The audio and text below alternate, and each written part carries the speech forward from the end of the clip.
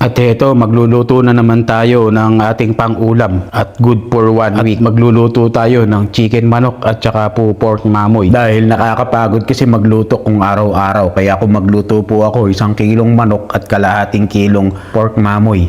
Bali itong ang pork mamoy ay ititinola natin dahil may excuse me po, may papayang binigay sa akin ng may-ari dito ng bahay. Nung binuksan ko, kala ko hinug na, medyo maniba, kaya isasama na lang po natin sa pork mamoy ang gagawin nga po natin na tinola na paulit-ulit. Dahil pagkaluto nga po na to, pinoportion ko lang po para pagka dating ko, hugot na lang ako ng hugot at irirehit na lang natin. Kumbaga, pangat-bat, heto, giniyak na nga natin yung papaya at hinugasan ko na nga po para mailaga na po yung pork mamoy. Pagkatapos yan, kukuha nga po ako dito ng spring onion sa tanim po na ilalahok natin sa nilaga o sa tinolang pork mamoy. At eto nga bell pepper ko malaki na, kaya kinuha ko na po, hinarvest ko na, ilalagay ko nga po doon sa lulutuin natin na chicken manok na curry na lalagyan kong ginger ali coke po. At kukuha na rin po ako dito ng dahon ng malunggay. Syempre, tinola nga halos ako nga lang po ang naubos ng mga dahon ng malunggay dito.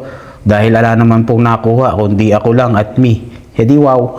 At pagkadating ko nga sa bahay, eto, hinugasan na po natin yan.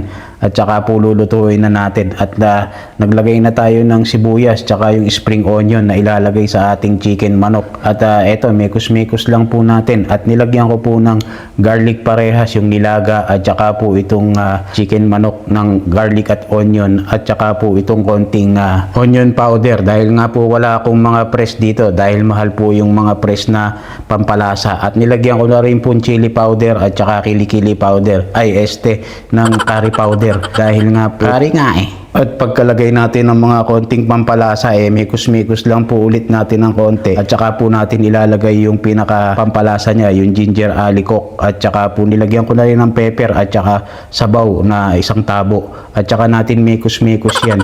At habang hinihintay nga po natin maluto yan, kakantahan ko po ulit kayo. Excuse me lang po. Try hard to I won't overlook when you feel it in my dreams because I'm crazy for you. Touch me once and you know it's true. I never want anyone like this. I'm crazy for you. Yeah, that's all. Love you all.